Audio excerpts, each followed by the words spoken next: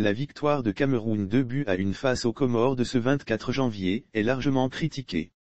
Au point d'évoquer le favoritisme de la CAF en faveur des Lions indomptables opposés aux Comores pour les huitièmes de finale de la CAN 2021, les Camerounais ont battu les Silequens 2-1 dans des conditions difficiles. Une victoire interprétée diversement. Tous les adversaires de Cameroun ont enregistré des cas de Covid en effet, depuis le début de la compétition, tous les adversaires des Lions indomptables de Cameroun sont confrontés aux contraintes sanitaires. Le Burkina Faso s'en est sorti avec 5 cas de Covid, Cap-Vert 2 et l'Éthiopie 8, la veille de leur match contre le Cameroun. Le phénomène s'est amplifié avec les Comores, qui ont enregistré 12 cas de Covid avec l'interdiction d'accès au stade de leur gardien de but.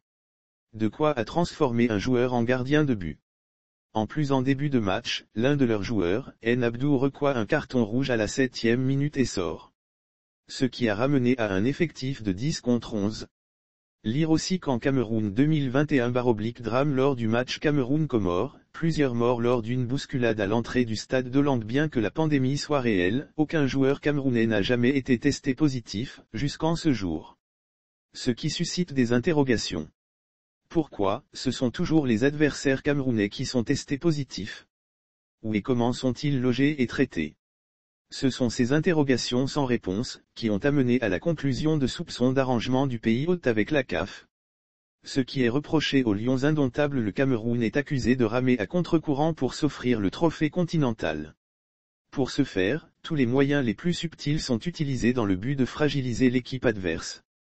Quand on sait le rôle important que joue le mental. Avec cette méthode et stratégie bien orchestrée, que le journaliste sportif ivoirien Ricardo Xama a avancé Tchou avec le Cameroun, l'Afrique remportera la Coupe du Monde. Au moins vous savez où on doit organiser la Coupe du Monde pour qu'elle reste en Afrique, a-t-il ironisé. À vaincre sans péril, on triomphe sans gloire. Quant à André Silver-Conan, il estime que tout était réuni pour que le Cameroun l'emporte. À vaincre sans péril, on triomphe sans gloire, c'est connu.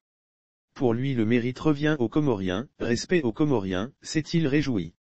Comme eux, ils ont été nombreux à accabler les Lions indomptables de Samuel Eto'o et encenser les Comores. Le Cameroun affrontera la Gambie en un quart de finale, le samedi 29 janvier prochain à partir de 16h. Quel sera encore le sort des Gambiens? Nous le saurons la veille du match.